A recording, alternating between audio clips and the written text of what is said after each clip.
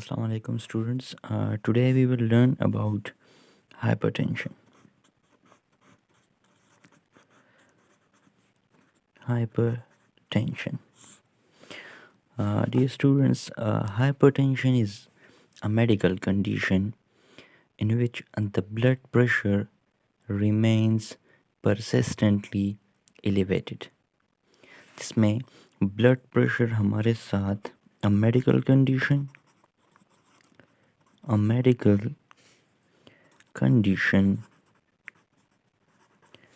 which the blood pressure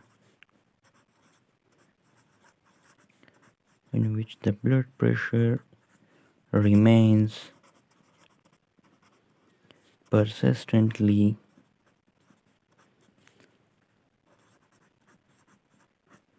high,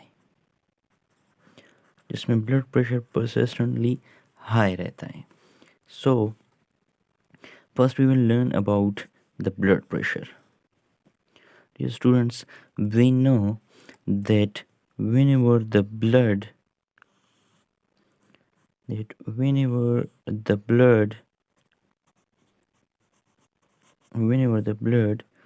circulate inside our vessels,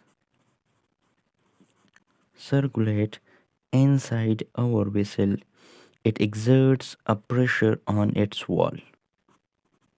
जब भी हमारे ब्लड वेसल्स में ब्लड सर्कुलेट करता है तो वो ब्लड इन वॉल्स के अगेंस्ट एक प्रेशर क्रिएट करता है. Pressure created by blood against it's walls. इस प्रेशर को जो ब्लड क्रिएट करता है अगेंस्ट इट्स वॉल, ये प्रेशर जो ब्लड क्रिएट करता है अगेंस्ट इट्स वॉल, इसको हम ब्लड प्रेशर कहते हैं. यही ब्लड प्रेशर अगर 120/80 हो तो इसको हम नॉर्मल ब्लड प्रेशर कहते हैं. We call this a normal blood pressure. लेकिन अगर ये ब्लड प्रेशर कंटिन्यूसली 140/90 हो, अगर कंसिस्टेंटली और कंटिन्यूसली ये 140/90 से ज़्यादा हो तो इसको हम कहते हैं हाइपरटेंशन.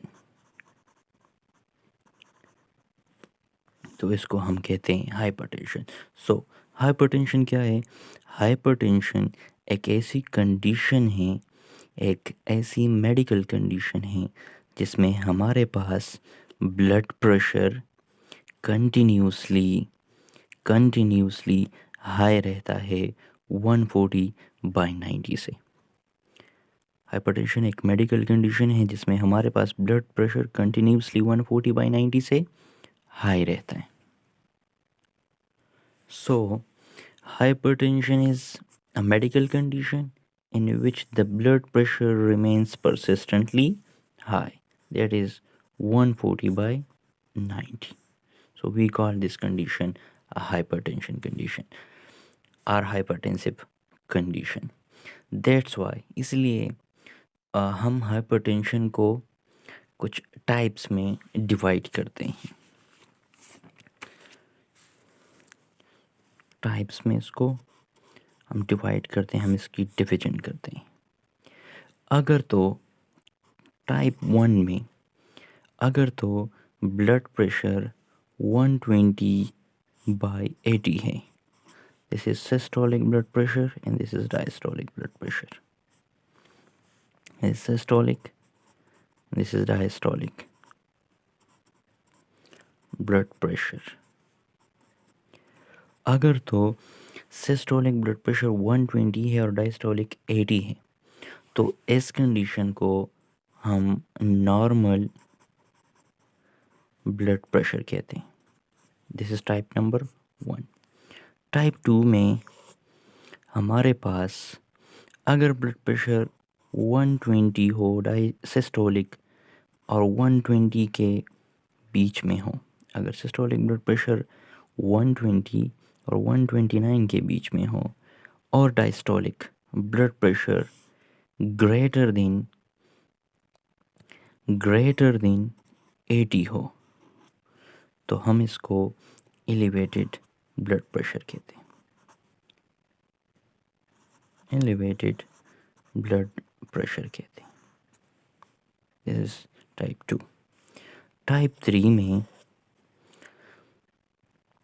अगर blood pressure systolic blood pressure 130 और 139 के बीच में हो और डायस्टोलिक ब्लड प्रेशर 80 to 89 हो, तो ऐसे कंडीशंस को हम stage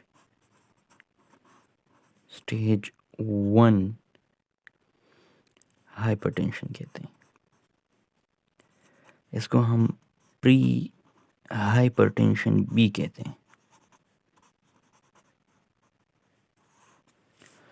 and the last one is type 4 is अगर blood pressure systolic blood pressure greater than 140 हो और डायस्टोलिक ग्रेटर देन 90 हो, तो इसको हम स्टेज 2 हाइपरटेंशन कहते हैं। इसको हम स्टेज 2 हाइपरटेंशन कहते हैं।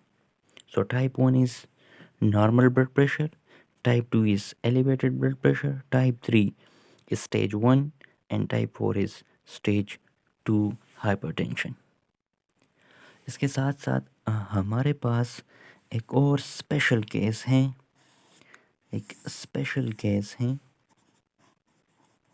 हाइपरटेंशन का। स्पेशल केस ऑफ हाइपरटेंशन वो क्या है? वो है pregnancy induced hypertension. Pregnancy induced hypertension,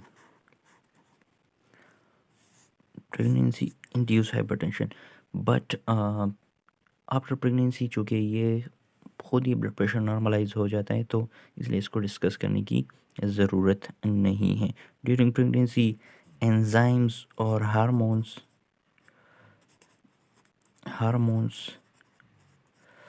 की इम्बैलेंस की वजह से ये हाइपरटेंशन काज होती है। So this is pregnancy induced hypertension and it's a special case. So students, now we will discuss the causes of hypertension. The causes of hypertension कि क्यों normal blood pressure से हम हाइपरटेंशन की तरफ जाते हैं, क्यों नॉर्मल ब्लड प्रेशर से हाई ब्लड प्रेशर की तरफ हमारी बॉडी मूव करती है। तो जो सबसे पहला और सबसे इम्पोर्टेंट रीज़न है, काज है, वो है फंक्शन ऑफ बैरोरिसेप्टर्स।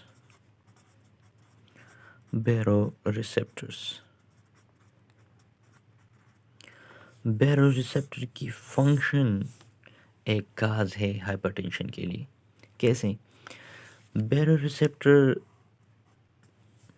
हमारी बॉडी में सिंपैथेटिक और पैरासिम्पैथेटिक एक्टिविटी के लिए रिस्पॉन्सिबल है।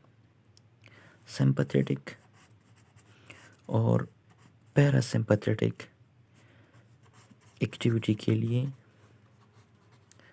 बैरोरिसेप्टर रिस्पॉन्सिबल है। क्या मतलब ये कि ये जो बैरोरिसेप्टर्स हैं ये सेंस करते हैं प्रेशर चेंज को। It sense the pressure changes in arteries.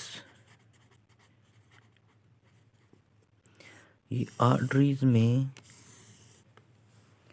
Pressure changes को सेंस करते हैं कि क्या आर्टरीज में प्रेशर जो ब्लड का है वो कम हो रहा है या इंक्रीज हो रहा है। तो फॉर एग्जांपल, अगर ब्लड प्रेशर आर्टरीज में कम हो रहा है तो ये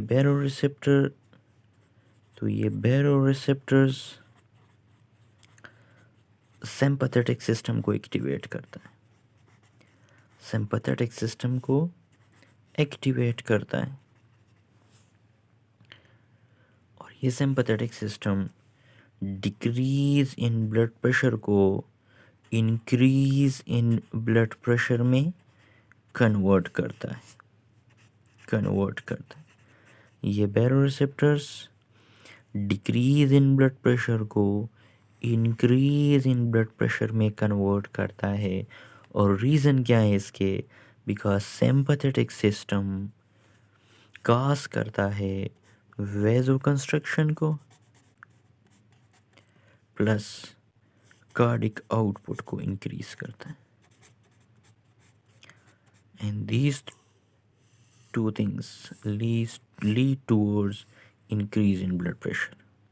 इस वेजोकंस्ट्रक्शन, वेसल का कंस्ट्रक्ट होना और कार्डिक आउटपुट का इंक्रीज होना हमारे पास हाइपरटेंशन या increase in blood pressure cause करता है। So this is the first step that hypertension condition अगर our blood pressure increases. Second reason for increase in blood pressure or hypertension is renin, angiotensin, and aldosterone. These three things are responsible for hypertension or for increase in blood pressure because renin is an enzyme. Renin एक enzyme है जो convert करता है हमारे body में angiotensinogen को angiotensin 1 में,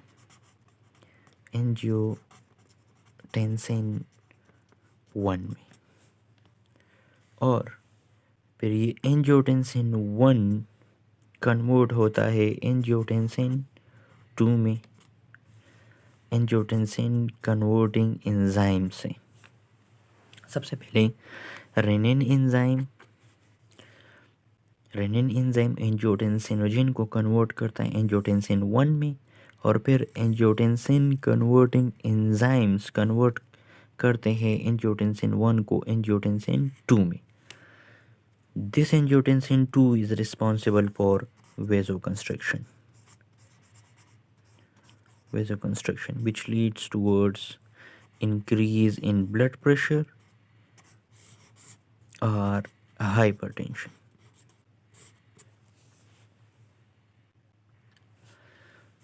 इसी तरह अल्डोस्टेरोन एक स्टेरॉयड हार्मोन है, स्टेरॉयडल हार्मोन है जो हमारे पास सोडियम और वाटर की रिटेंशन करता है। एक स्टेरॉयडल हार्मोन है जो सोडियम और वाटर की रिटेंशन करता है। After retention of sodium and water, the blood volume will increase.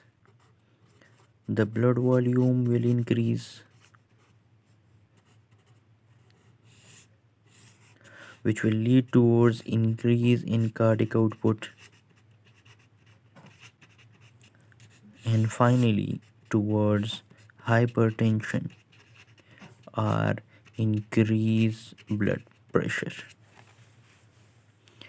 अल्डोस्टेरोन एक स्टेरॉयडल हार्मोन है जो रिस्पॉन्सिबल है सोडियम और वाटर की रिटेंशन के लिए। जब सोडियम और वाटर रिटेन होगा तो उससे ब्लड वॉल्यूम इंक्रीज होगा and increase in blood volume leads toward increase in cardiac output, और फाइनली हमारे पास जब कार्डिक आउटपुट इंक्रीज होगा तो हाइपरटेंशन होगा या इंक्रीज इन ब्लड प्रेशर होगा. Now the next cause is too much salt in the diet. Third one is too much salt in diet. क्या रीज़न है कि ये हाइपरटेंशन काज करेगा? Simple, increase in salt concentration which will lead towards increase in retention of water,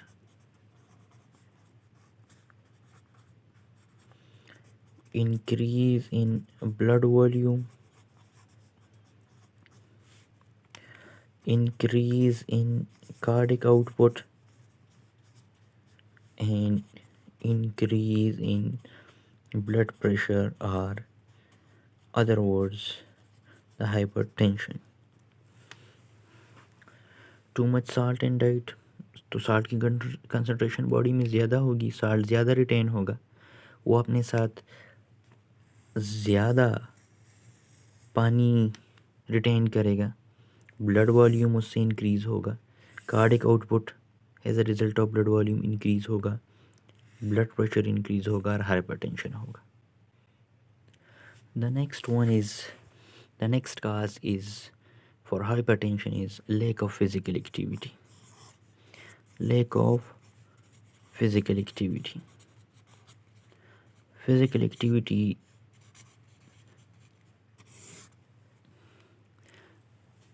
भी अगर हम नहीं करेंगे तो हम हाइपरटेंशन की तरफ जाएंगे, हमारी बॉडी हाइपरटेंसिव बॉडी बनेगी. क्यों? The reason is very simple. LDL, जिसको हम लो डेंसिटी लाइपोप्रोटीन भी कहते हैं, लो डेंसिटी लाइपोप्रोटीन हम कहते हैं, also known as bad cholesterol. जब लैक ऑफ फिजिकल एक्टिविटी होगी तो ये LDL एकमुलेट होंगे हमारे ब्लड वेसल्स में,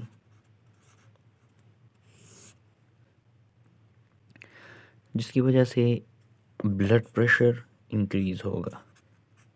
क्योंकि ये एकमुलेट होंगे तो वेसल्स नैरो होते जाएंगे ना, और लीड करेगा वो towards increase in blood pressure. Next हमारे पास होते हैं HDL, means high density lipoprotein. HDL mean high density lipoprotein. They are also called as good cholesterol. LDL is bad cholesterol while HDL is good cholesterol. When we have physical activity, जब हम physical activity करते हैं तो ये HDL blood vessel में, for example this is LDL and this is HDL. तो ये HDL अपने साथ LDL को मूव करते हैं और उसको फिर बाद में मेटाबोलाइज करके बॉडी से निकाल देते हैं. तो एकमुलेशन की चांसेस जो मैंने आपको बताया था कि ये बैड कोलेस्ट्रॉल की एकमुलेशन होती है ब्लड वेसल में. तो फिज़िकल एक्टिविटी के बाद जब हम करते हैं तो ये HDL हाई डेंसिटी लाइपोप्रोटीन अपने साथ बॉडी से LDL को निकाल देती हैं, ब्लड वेसल से निकाल देती हैं. तो एकमुलेशन के चांसेस कम होते हैं और ब्लड प्रेशर फिर इंक्रीज़ नहीं होगा बल्कि ब्लड प्रेशर नॉर्मल होगा. Another example is obesity. It's very simple obesity. चूँकि फैट्स या कोलेस्ट्रॉल की कंसंट्रेशन ब्लड में ज़्यादा हो जाती हैं, इसलिए ब्लड वेसल में उसकी इकमुलेशन होती है, ब्लड वेसल्स में उसकी इकमुलेशन होती है, and this accumulation leads towards increase in pressure, increase in pressure or increase in blood pressure or leads towards the hypertension. Obesity चूँकि बॉडी में फिर फैट्स और कोलेस्ट्रॉल की कंसनट्रेशन ज़्यादा होती हैं, ब्लड में ज़्यादा हो जाती हैं, ब्लड वेसल्स में उसकी एकमुलेशन होती है और ये फिर लीड करते हैं टूवर्ड्स इंक्रीज इन प्रेशर और increase in blood pressure in hypertension. The last one is smoking. The last cause of hypertension is smoking. Smoking cigarettes में या जितनी भी और मटेरियल होती हैं उसमें हमारे पास जो नारकोटिक्स हैं उसमें निकोटीन की कंसनट्रेशन ज़्यादा होती है, निकोटीन की, और ये निकोटीन हमारे साथ रिस्पॉन्सिबल होता है इंक्रीज इन ब्लड प्रेशर के लिए, इंक्रीज इन ब्लड प्रेशर के लिए. Why? Because this nicotine causes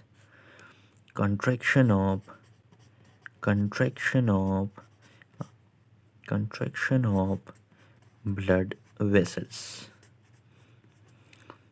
smoking से रिलेटेड मोस्टली जो मटेरियल्स होती हैं उसमें निकोटीन की कंसनट्रेशन ज़्यादा होती है, जो कि nicotine contraction of blood vessel cause करती हैं. That's why they cause increase in blood pressure और हाइपर टेंशन.